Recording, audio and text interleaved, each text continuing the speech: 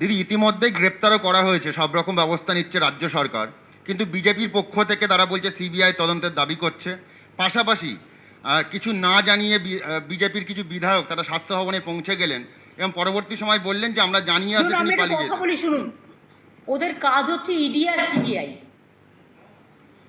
তাই যদি তদন্ত করতে হয় তাহলে প্রথম তদন্ত করতে হয় সিবিআইকে। কোভিডে যারা মারা গেল তাদের গঙ্গার জলে ভাসিয়ে দিয়ে তাদের কোনো হিসেব নেই।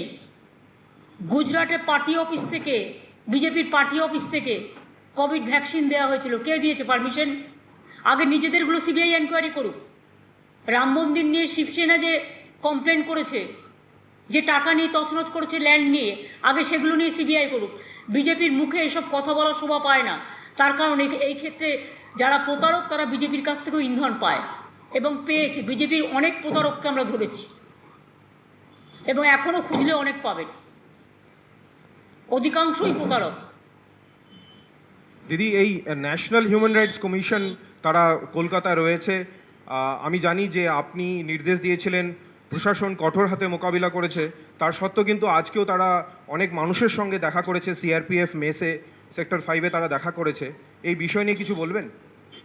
আমার বলার নেই এই কারণে, কারণ আপনারা সাংবাদিকরা বাংলার সবাই আছেন, ইভেন ন্যাশনাল প্রেসও যারা আছেন তারাও বাংলায় আছেন। আপনারা বলুন তো, ইলেকশনের পরে কোনো ঘটনা ঘটেছে? ঘটনা ঘটলে তো আমাদের চোখের সামনে সেটা আসতো, আর কোথাও একটা ছোট্ট ঘটনা ঘটলেও আমরা সঙ্গে সঙ্গে স্ট্রংলি হ্যান্ডেল করি। কী এমন ঘটনা ঘটেছে? এরা পলিটিক্স করবার জন্য কখনো গভর্নর চলে যাচ্ছেন এর বাড়ি ওর বাড়ি, এটা রুটিন। কখনো হিউম্যান রাইটসকে ডেকে নিয়ে এসে পাঠিয়ে দিচ্ছে। এবং সবচেয়ে বড় কথা হচ্ছে, বিজেপির যে লোকেরা আজকে নিয়ে গেছিল তাদের মধ্যে অনেককেই টোটাল সাজিয়ে নিয়ে যাওয়া হয়েছে বলে আমাদের কাছে খবর আছে। আর এবং বিজেপি পার্টির লোকেরা নিয়ে গেছে তাদের। দু একটা কেস থাকতেই পারে, বাদ বাকি সব কেস বিজেপির সাজানো। এবং যখন ডিজাস্টার অ্যাক্টে 20 জনের বেশি অ্যালাউড নয়, তখন বিজেপির লোকেরা গাড়ি ভাড়া করে, 407 ভাড়া করে, বাস ভাড়া করে কি করে নিয়ে গিয়ে ওই অ্যাসেম্বল করে? কি করে করে? ডিজাস্টার রুল তাদের জন্য কাজ করবে না? ডিজাস্টার ল তো কাজ করবে। আর এটা যারা উচ্চ পর্যায়ে আছে তাদের আমি রেসপেক্ট দিয়ে বলছি যে আপনারা বিজেপির কথায় কাজ করবেন না, ইম্পার্শিয়ালি কাজ করুন, আমাদের ফুল কোঅপারেশন পাবেন। এই তো রাজ্যপাল দেখলেন তো, ঘুরে এলো উত্তরবঙ্গ থেকে।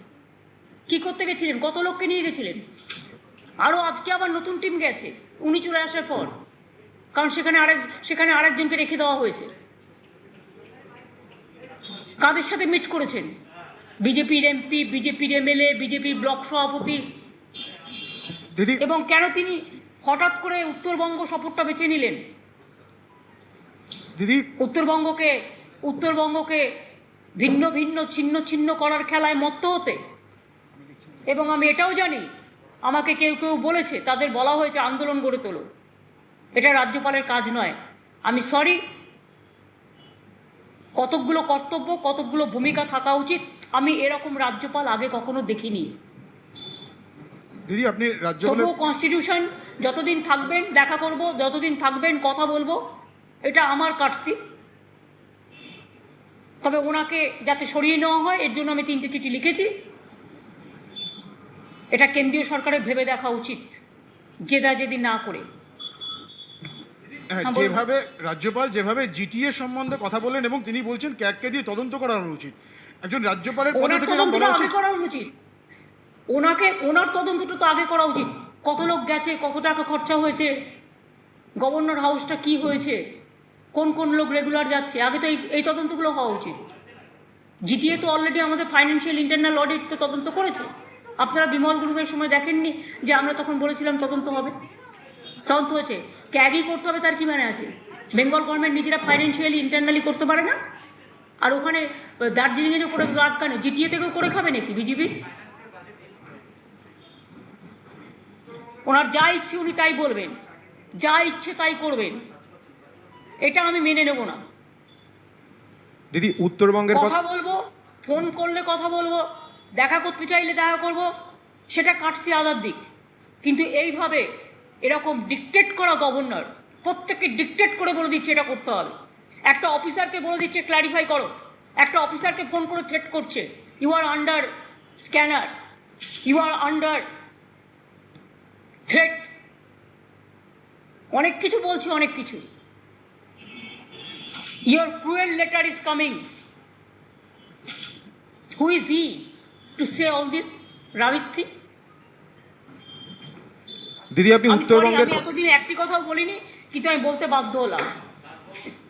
मैम एक सवाल था, जब उत्तर बंगाल से ये सेपरेट स्टेट की डिमांड उठ रही थी और जो एमपीज ये डिमांड उठा रहे थे, गवर्नर ने उनसे भी मुलाकात की है इस विजिट के दौरान, इसको आप किस तरीके से देखते हैं?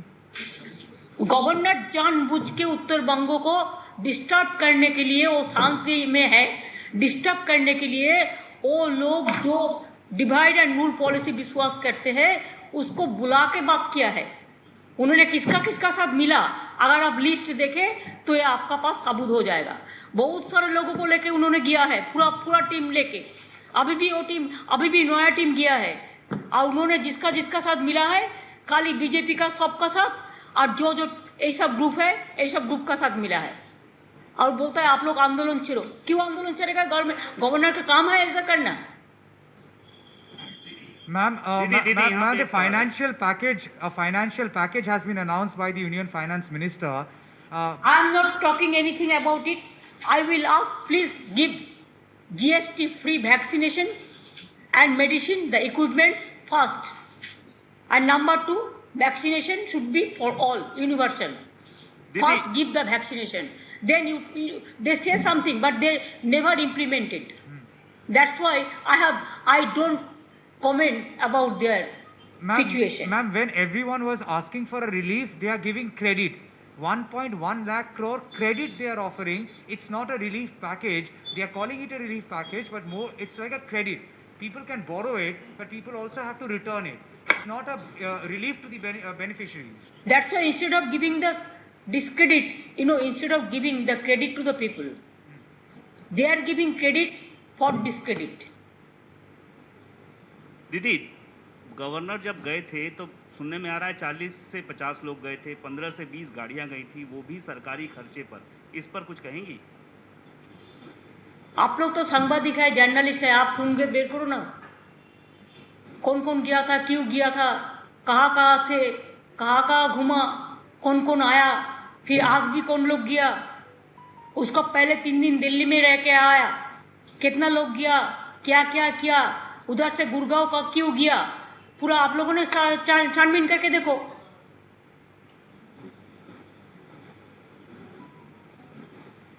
Ma'am, will you make any fresh appeal for the removal of the governor? You have written 3 letters in the past. Do you? I have already said, and you know why a man, somebody sent me, because he was the reporter at that time, the journalist, जो UP का case में जिसको खिलाफ में FIR कर दिया, they send me the details. एक governor का नाम हावड़ा जॉइंट केस में भी था, but they have gone to court, cleared it from the court, but again the PIL is been there and it is not finalized. The clear pending is that PIL is pending there. What do you want to know more? What do you want to more know? No, but so do you think he will write more letters? He is a corrupted man. He is a corrupted man, I am sorry to say. All corruption oriented man. Why central government will allow a governor like this? Howrah joint case में अगर governor का central government का पास पता नहीं है तो मैं कह देती हूँ, आप चार्जशीट निकालिए, वो चार्जशीट में उनका नाम था कि नहीं था। पहले आप कोर्ट को मैनेज किया, उसके बाद फिर कोर्ट केस हुआ, वो कोर्ट केस अभी तक फैसला नहीं हुआ। মারাত্মক অভিযোগ, মানে হাওড়া জয়েন্ট কেসে ওনার নাম রয়েছে। দিদি বিজেপি হাওড়া জয়েন্ট কেস 96 সালে, তারপর হ্যাঁ। আচ্ছা, তারপর চার্জশিটে নাম ছিল। আচ্ছা, তারপরে দিদি তারপর উনি চার্জশিটেড হয়েছিলেন, হ্যাঁ। তারপরে কোর্টে গিয়ে ওরা কোর্ট থেকে ক্লিয়ার করে, ক্লিয়ার করবার পরে আবার রিট পিটিশন হয়, PIL বা রিট পিটিশন কিছু হয়, এবং সেটা এখনো পর্যন্ত পড়ে আছে কোর্টে।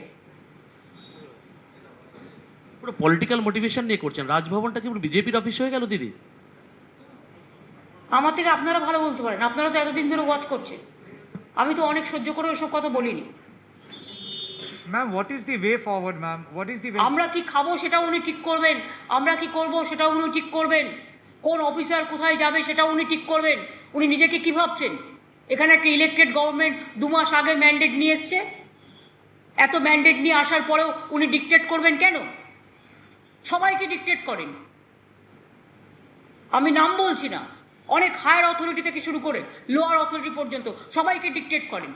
Who is he? He is merely A governor, nothing else. Is it the way how central government is functioning? Why they will disturb the state like this? Somewhere they are sending governor, somewhere they are sending National Human Rights Commission, somewhere they are sending Tribal Commission, Minority Commission, this and that later, what not? Even pandemic situation also they cannot afford. Why they are not taking action against UP Chief Minister, where hundreds of dead bodies are lying with the Ganges? It's a big crime. There is no number, no record. Why they are only obstructing Bengal and abusing and accusing Bengal? What Bengal have done the wrong thing? What for? They tried, they failed. Even they, how they organize the election, everybody you have seen, from money to election commission, how they help them, how they captured the administration. Every officer change, every IC change, every observer change. It is just like a party-oriented one election. I have never seen like this.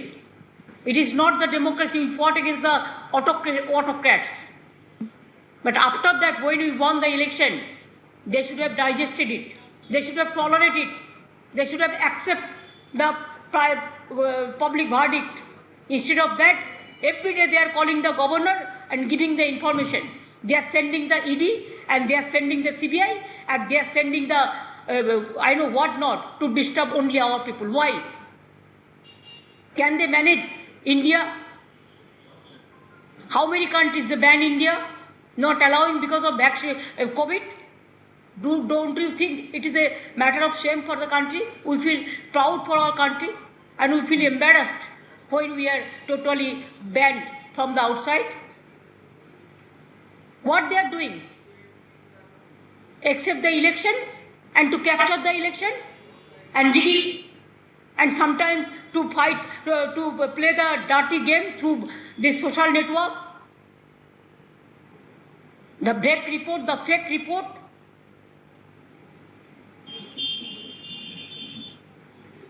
They cannot tolerate a journalist who have written something against of them. FIR has been lost against of him also. What they think? I'm sorry to say, nowadays the media became very weak. Otherwise, if all the media should have done the right thing, I think you can save the democracy. The judiciary, the media, these two can save the democracy. Otherwise, India will lost everything.